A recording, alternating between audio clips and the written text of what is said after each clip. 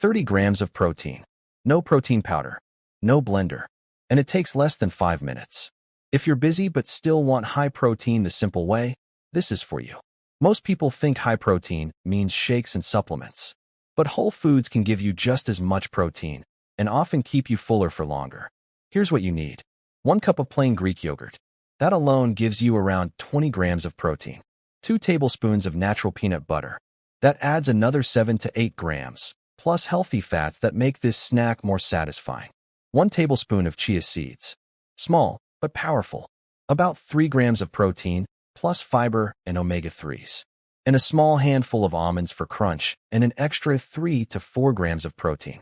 Altogether, this bowl gives you roughly 30 to 32 grams of protein. Just add the yogurt to a bowl. Swirl in the peanut butter. Sprinkle the chia seeds. Top with almonds. Mix it together. That's it. No complicated prep. No expensive supplements. Just real ingredients that work. This snack is perfect after a workout when your body needs protein for recovery.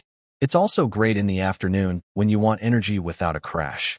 And if you're craving something sweet at night, this keeps you on track without feeling restrictive. If you're cutting calories, use powdered peanut butter instead. If you're bulking, add banana slices and a drizzle of honey. If you prefer lower sugar, add cinnamon and fresh berries. Many protein bars give you around 20 grams of protein, often with added sugars. This gives you over 30 grams using simple whole foods. High protein doesn't have to be complicated. If you want more high-protein snacks without supplements, subscribe and I'll show you simple options that actually fit real life.